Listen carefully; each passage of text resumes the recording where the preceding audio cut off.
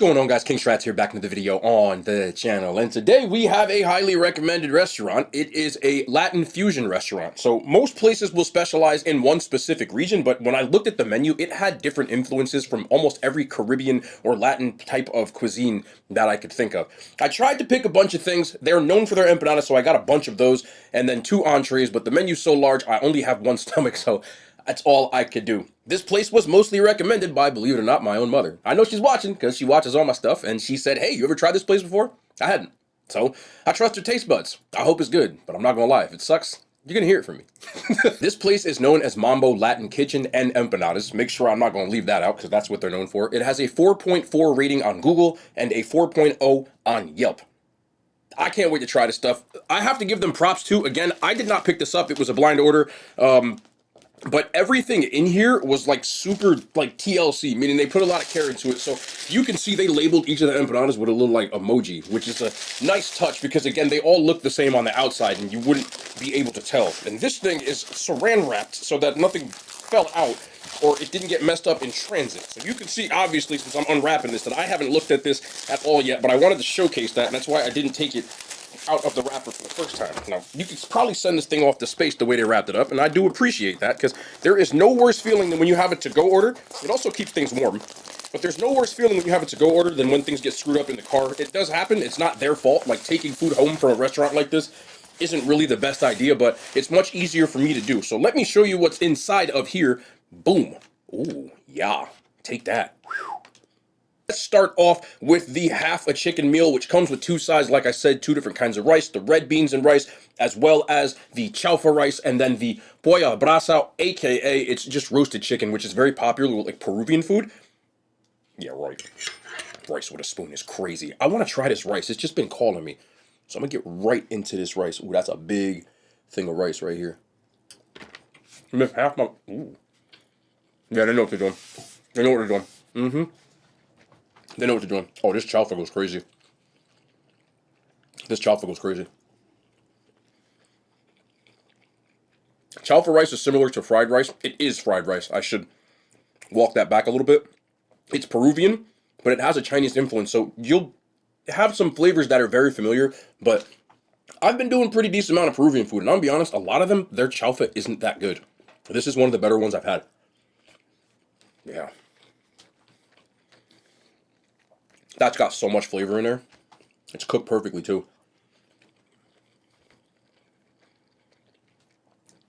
This meal was $20, by the way, but it tastes like a $20 meal. I'm gonna be honest with you. Let me try the red beans with the rice.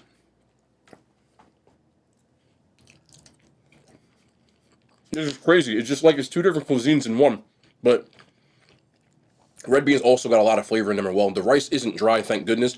Moro is a little bit drier than normally just because it's cooked for a while, but it's not like super dry, so don't come for me if you say Moro's not dry. That's good. I like the chaufa better though, I'm gonna be honest with you. So you got the half a chicken. I'm gonna go with the dark meat. The leg quarter. Look at the roast on that. I'm just gonna bite this. Normally I wouldn't do this, but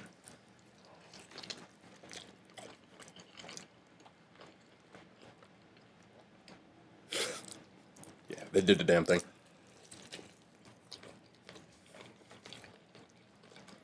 They ain't messing around. They ain't messing around. Goodness. Super tender. The roast on the chicken with the seasoning is on point as well.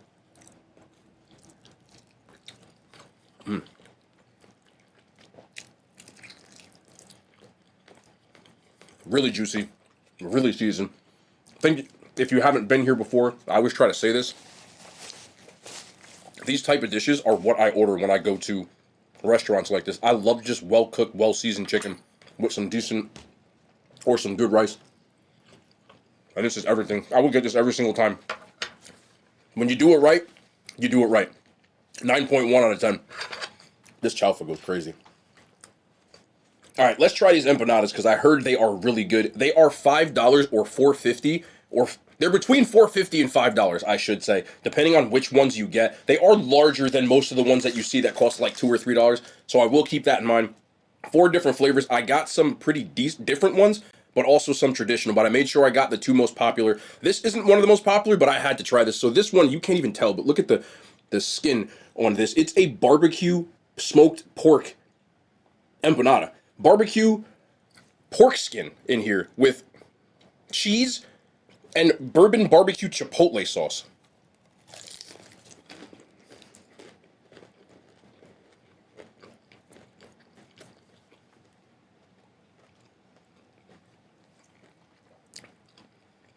That's pretty good. That's pretty good.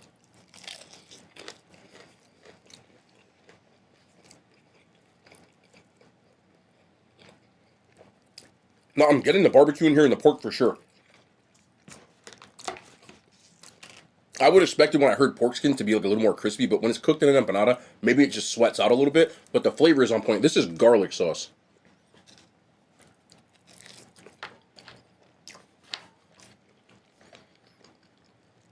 I'm not mad at this. This is a hell of a start. This is a hell of a start. Super tender. A lot of flavor in here. Definitely like a barbecue kind of vibe to it. I'll give this an 8.5 out of 10. I've rarely rated empanadas that high, by the way. That's a good thing. There's also cheese. I think there's mousse in here. Mozzarella cheese. Yeah, definitely is. Interesting thing to put in there, but it does work. And this one is also a different one. This is a Mexican street corn, aka elote, inside of here.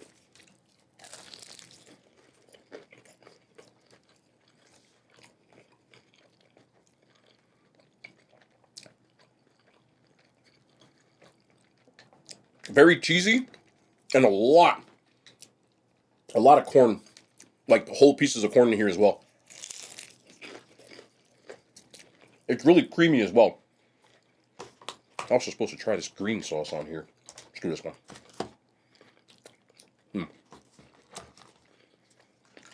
These aren't supposed to go, just so you know. But I try everything.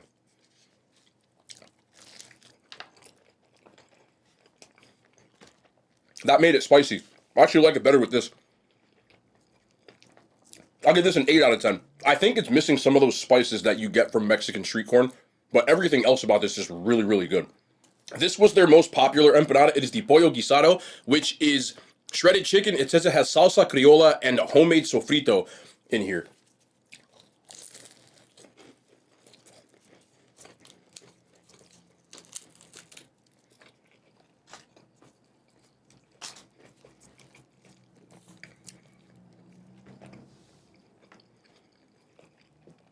This one is always going to be constructive. Again, my taste buds are my taste buds. I'm not trying to offend anybody, but every time I get chicken empanadas, they're just dry to me. Like, the chicken, you get a ton of it in here, and it has good flavor, but when you look at that, I just feel like I'm chewing chicken for like an abnormally long time, and it makes it not that enjoyable for me. I do like the flavor on this, though. See? Like, yeah. I like the flavor, but if I'm being honest, the chicken is chicken breast. It just comes across as really dry. Very hard to execute, for me personally, a chicken empanada that I really like. The flavor on this makes it palatable, but at the same time, just the chicken for me. I'll give it a 5 out of 10. I do like this wrapper, though. And last, you're going to hear me talk about these almost every time I go to a place that has them. Guava and cheese. I think this might be just guava, but I'm not 100% sure. But you can see the powdered sugar on the top part. It says guava in there, but I thought it said guava and cheese. Either way, I'm going to get these every single time. No, there's cheese.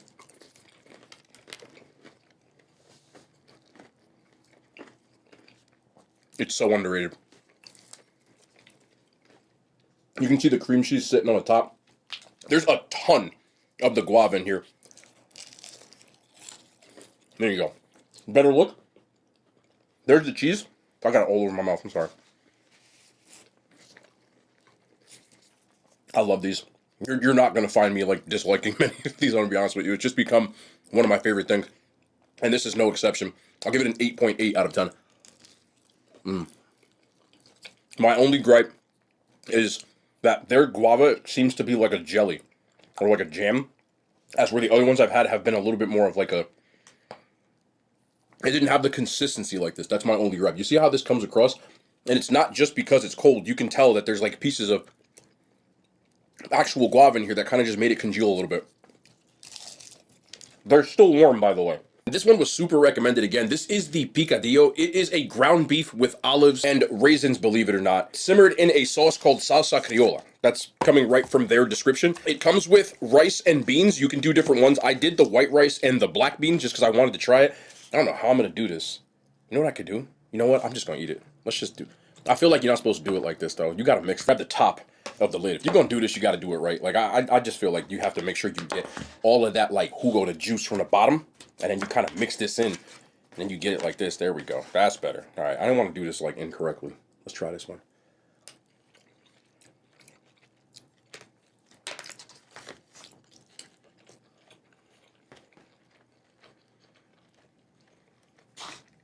Yep. Yep. Let me try these black beans. Yep.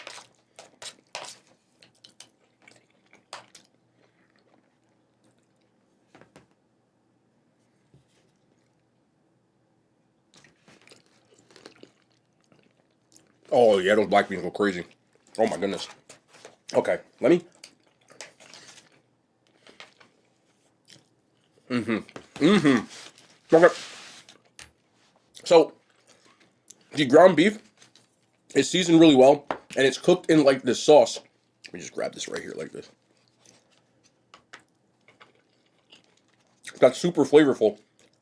What comes through, though, you get a little bit of that brininess from the olives and sweetness from raisins. I've seen raisins in empanadas before that are similar to this at different restaurants, but never just like the ground beef like mixture like this. And it's funny because this strikes me as something somebody would just make at home when they wanted to make something quick to eat. It is really flavorful, but that's the kind of food I like. I guess I'm just a simple person because stuff like this, it just goes a long way with me. And theirs is very good. I need to try some of this rice by itself. Yeah, I didn't know how to make rice. And the beans, again, you can tell a lot of Cuban beans are delicious, and this is no exception. I had gas for 3 days eating those, but it'd be worth it. Overall, my favorite thing I've gotten, 9.2 out of 10. They do a lot, too. There's a lot of ground beef in here. I'm not going to talk about the Cowboys game. I'm going to leave it alone. And I know that the fans are frustrated, and I'm just going to leave it as it is. I'm a fan of a team that's not good either.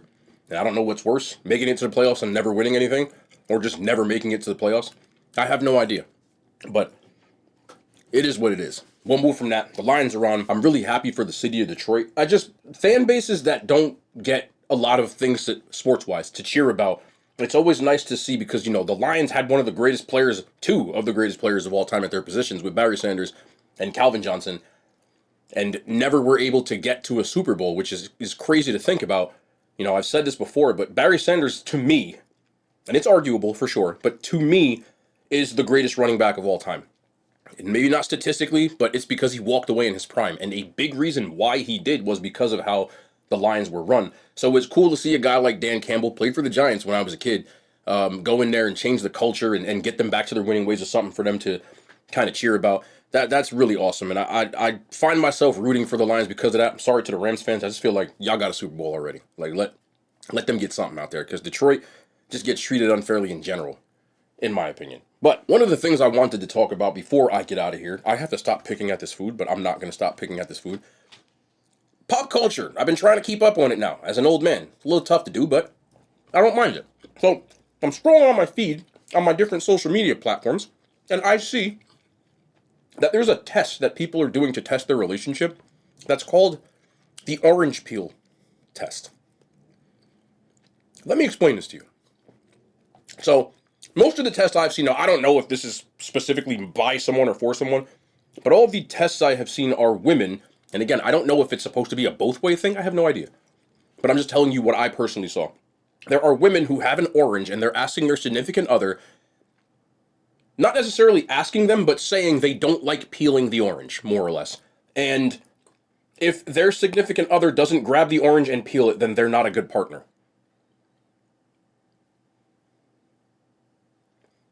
Can we... I'm all for seeing how your partner cares, but what I am not for in any type of relationship, this includes friends and family as well, is testing people. Like, you don't play with people like that, in my opinion. If you don't think your partner's a good partner, that orange peel is going to be inconsequential, in my opinion. I understand it's a selfless act, or you want to see that he'll do it because he's trying to make your life easier. Part of being partners is trying to make each other's lives easier. I don't care who's involved. Husband and wife, boyfriend and girlfriend, or... You get what I'm saying. I don't really think that's something to mess with, to test somebody. Because sometimes the test will piss somebody off, and then they'll be like, you know what, I'm not doing anything. Because in a relationship, there's going to be sacrifice on both ends, and that should just come naturally. Like, you don't know the circumstances of something as asinine as an orange for you. I get that it's a microcosm. I get where they're coming from, but you don't want to screw up a good thing because other people on TikTok had somebody open up an orange. And the biggest problem that we have in our new, as I call the TikTokification of society, is that people are constantly comparing their relationships or their achievements to other people's achievements, and then you forget about your own person. Like, I don't want to peel your orange anyway. That don't mean I wouldn't, like, literally die for you. Like, you get what I'm saying? So you kind of have to give a little few and far between. And I also feel as if, again, everybody's different between the both, but you can't peel your own orange. Like, you're going to test somebody with an orange? Like, it's not like you gave yourself a flat tire and a person was like, yeah, you can just get stranded out there. I just think you shouldn't test people's stuff. I've seen other things where there's girlfriend tests and boyfriend tests and husband tests. Like, don't test people. Don't play with people's emotion. I've seen other ones when there's a woman who is, and I've seen it with men too. Because I'm not trying to act like I'm just ganging up on women. That's never my intention. I'm just giving you an example, but I saw one where a woman made a fake phone number, and she texted her boyfriend as another woman just to see what he would do. And then he walked in the room and said, someone texted me. I don't know who this is. If you want to find out, here's my phone. And she proceeded to yell at him and say, who is it? Who is it? Trying to get him to say something. I'll be honest with you. Most boyfriends probably wouldn't, a halfway decent man probably would just delete the damn message, but most of them won't even come to you with that kind of information, knowing it could cause unnecessary drama, and they might just delete it. How you deal with it is how you deal with it, but I think there's certain people in relationships that don't want to believe that they're in a good relationship. Maybe they don't think they deserve it. I can't tell you why they're like that, but you either are going to be with your person or you're not going to be with your person. Testing them off some stupid things, like, you have to find better ways to make better decisions. There are bad people out there in relationships. There are people who will side swipe you and you won't see them coming when you get hurt. Completely understandable. But you have to make the decision on whether or not you are going to stay with them or not. You can't help what other people do to you, but you can help who you allow near you. If you feel like you need to be in a situation where you're going to be testing people and stuff like that, in my personal opinion, maybe you're not ready for a relationship yet. Maybe you should take a step back and then figure out what it is that you're looking for. Find a person who fits your criteria, your standards, your boundaries. Can't tell you what those are because everyone's are different. Whatever your standards and boundaries are, you find somebody that fits that. Some people are all okay with certain things in a relationship. Some people are not. But you have to have your own and then make sure that you don't find someone who doesn't fit that. You know, they say there's a pot for every lid, or there's a, you know, you get the expression. And I believe that. Just, if you're one of those people that's testing people, I just highly advise you. I'm not perfect either, and I never claim to be. Stop listening to other people when it comes to your relationship. It never ends well. One of the worst things in relationships, in my opinion, are outside influences. Because they don't know what goes on in your day-to-day. And they will make you believe certain things or make you believe that you're right or wrong in situations when you might not necessarily be.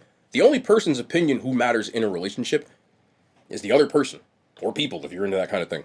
But that's just my take on it, man. I just wanted to talk about that because I get tired of seeing all this crazy stuff with, oh, well, my girlfriend doesn't do this, or oh, well, my boyfriend doesn't do this. Listen, some people may want their girlfriend to cook for them. I don't. I can cook. I get my own food. Do something else if you want to help. I don't need you to cook. You want to clean some stuff? Cool. If you don't, I clean for myself anyway. Do something else. You get what I'm saying? I don't need you to peel my orange anyway.